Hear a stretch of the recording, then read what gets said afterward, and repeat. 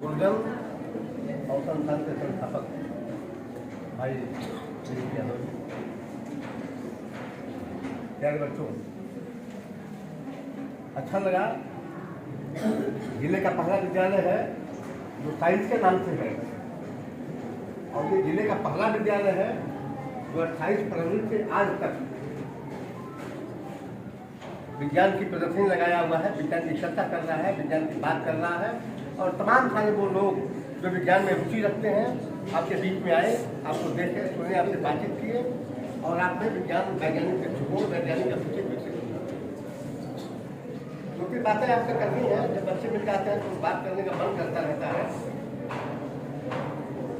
आपने ये जो विज्ञान के मॉडल बनाए हैं,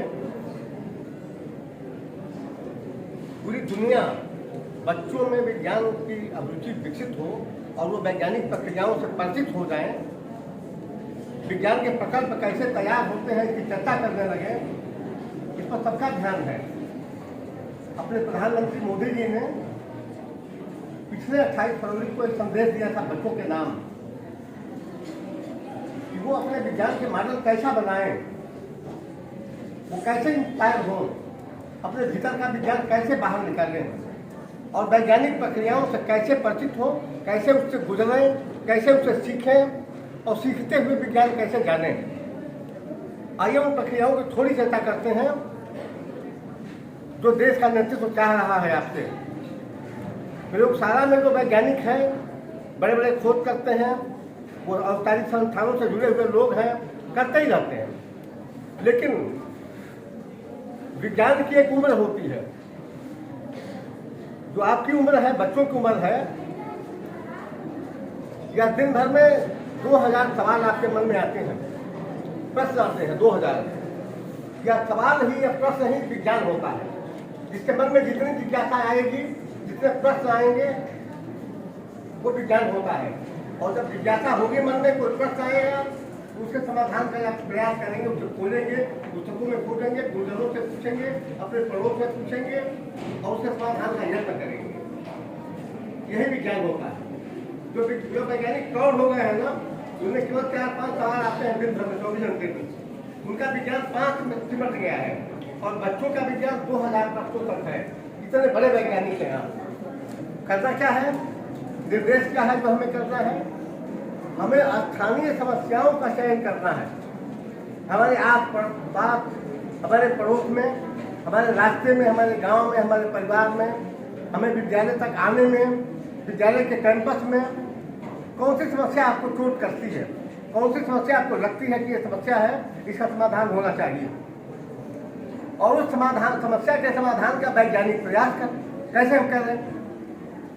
तो समस्या का चयन एक सवाल है। जैसे कोई बच्चा हमारे गांव से निकल के शिवम साइंस अकेडमी में आता है और देखता है रास्ते में कोई एक खेत ऐसा है जिसमें फसल हमेशा पीली नजर आती है, वो चाहे गेहूं हो या धान हो।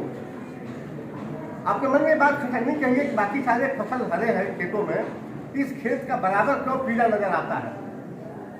और जब आपको खटकेगा तो आप उसके समस्या के समाधान में भीतर जाएंगे, तक जाएंगे और खोजेंगे कि देखें इसकी माटी में कुछ गड़बड़ है, इसके बीज में कुछ गड़बड़ है, इस किसान की खेती करने में कोई समस्या है।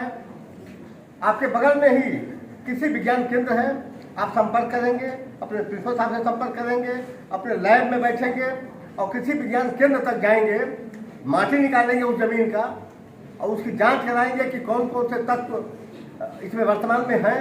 फिर आप जब एनालिसिस करेंगे, विश्लेषण करेंगे, तो आप पाएंगे जिस खेत को पीला होता है फसल, उसके माटी में जरूर कुछ असंतुलन हो गया है, कुछ तात्विक गड़बड़ी हो गई है।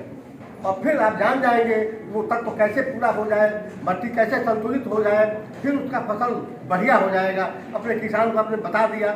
ये समस्या के समाधान का वैज्ञानिक प्रयास है। तो जो प्रयास है उसको 3 शब्दों में जोड़ा जा सकता है। एक तो समस्या चयन हो गया, समस्या ढूंढा है आपने।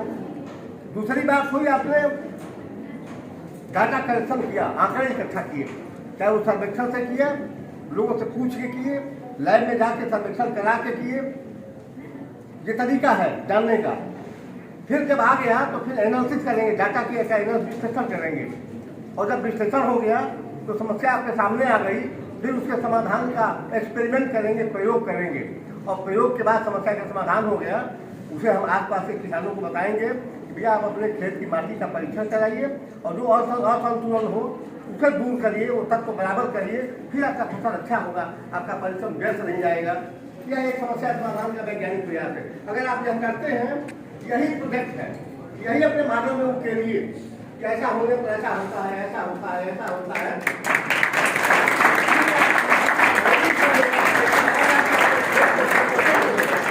सरकार जांच करेगी, मुझे आगे बढ़ाएगी, उसको पूरा करने के जितने धन की जरूरत होगी उतना देगी।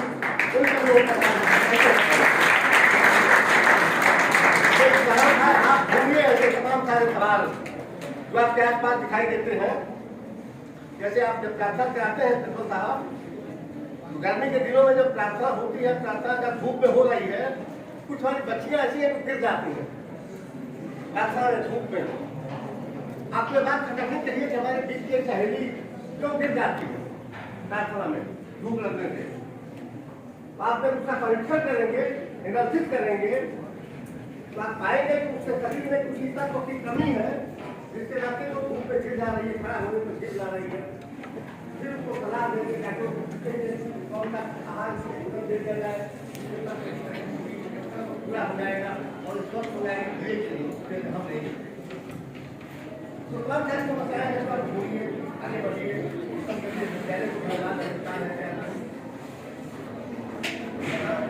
दुनिया का सबसे ज्वलंत सवाल है AI, सबसे ज्वलंत सवाल। पूरी दुनिया के लोग लगे हुए हैं कि हम आगे निकल जाए, हम आगे निकल जाए।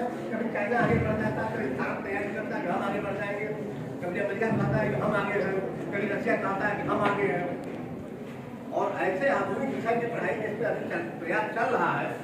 आपका विद्यालय उससे जुड़ा हुआ है, आप उसका प्रशिक्षण प्राप्त कर रहे हैं, उसकी ट्रेनिंग प्राप्त कर रहे हैं, उसका कोर्स कर रहे हैं, उसका सर्टिफिकेट पा रहे हैं। हमको लगता है कि जिले का प्रथम प्रयास है कि आपके पास AI की सर्टिफिकेट होगी। और कल्पना करिए कि किसी भी विद्यालय का, चाहे BSS हो या चाहे जीवन मार्ग हो या जो भी स्कूल हो, सेंट जेवियर्स हो, अगर आप अपने सर्टिफिकेट लेके AI की पहुंच जाए तो कहीं कोई मूल्यांकन करेगा उसमें भारी रहेंगे, उससे नंबर 1 रहेंगे, आप आगे रहेंगे और आपका ज्ञान भी आगे रहेगा। तो बात करें बहुत विद्यालय प्रशासन की तो इतना बढ़िया प्रयास कर रहा है। AI के बारे में आप ढूंढिए, ड्रोन के बारे में ढूंढिए कि जो खोजा गया है वो तो है, उसमें आप नया नया क्या कर सकते हैं। जैसे आपको बताएं, पिछले साल जो नोबेल मिला था बल्ब पर मिला था। बल्ब तो बहुत पुराना है, हम पढ़ते थे तो 60 वाट के बल्ब पे पढ़ते थे, 100 वाट के बल्ब में पढ़ा करते थे। फिर उसके बाद सेफर बल्ब आया जिसमें बिजली कम खपत होने लगी, पहले बहुत ज़्यादा बिजली लगती थी। उसके बाद जो आधुनिक आया वो LED आया। LED के संस्थापक का नाम बोल रहा हूँ। LED बल्ब ही है ना, बल्ब तो जलता था, 60 वाट का भी जलता था, लेकिन LED बल्ब में केवल प्रकाश होता है, गर्मी नहीं होती, उसमें केवल लाइट होता है, कोई गर्मी नहीं होती उसमें, और बहुत कम बिजली लगती है। इस खोज के लिए LED के संस्थापक का नाम मैं बोल रहा हूँ, आएंगे तो खोज के उसको नोबेल मिल गया, दुनिया का सबसे बड़ा पुरस्कार मिल गया। तो आप किसी भी पुराने सिस्टम में अगर कुछ नई बात जोड़ देते हैं जो आपका अपना हो, और आप जोड़ सकते हैं। वैज्ञानिक बनने के लिए बेटे किसी लैब की जरूरत नहीं होती, किसी सरकारी पद की जरूरत नहीं होती, किसी सरकारी वेतन की जरूरत नहीं होती। इसके 2-3 उदाहरण है। न्यूटन पेड़ के नीचे सोया था, एक फल उससे नीचे गिरने लगा, उसके मन में बात खटकी, ये नीचे ही क्यों गिरता है, ऊपर क्यों नहीं चला जाता, दाएं बाएं क्यों नहीं जाता। क्या खोजा था न्यूटन ने, कोई बताएगा? वो फल नीचे ही क्यों गिरता, सेब नीचे क्यों गिरता, न्यूटन ने खोजा था। कारण भी खोजा था उसने, ये नीचे ही क्यों गिरता, कोई बताएगा? बताना पड़ेगा सीएम साइंस में। बोलो जो उसको नीचे खींच जाती है, क्या खोजा था? थोड़ी थी।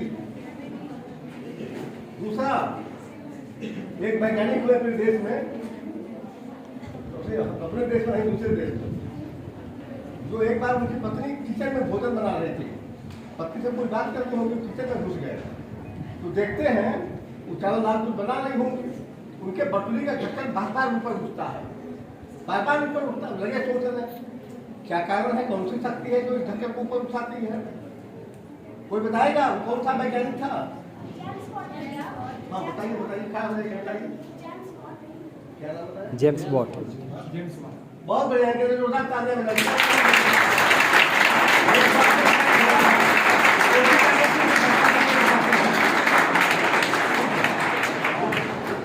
क्या खोला क्या? कौन सी ताकत उसे ऊपर उठाते थी ढक्कन को?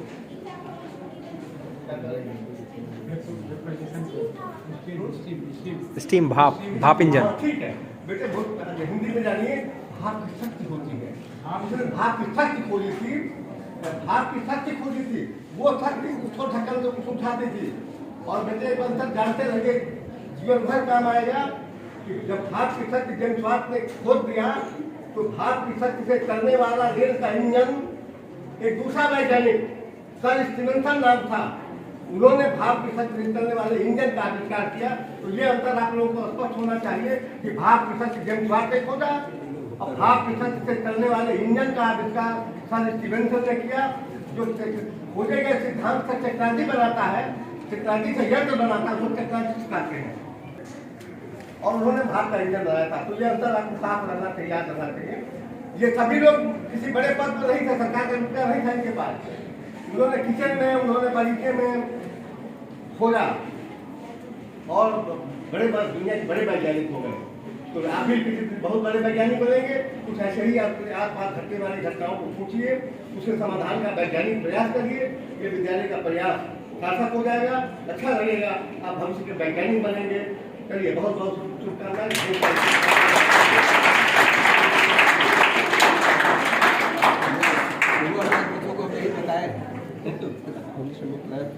अच्छा,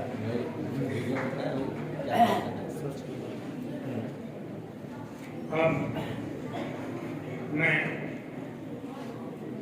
माननीय मुख्य अतिथि महोदय जी से रिक्वेस्ट करूंगा कि हमारे बच्चे जो साइंस एग्जीबिशन के लिए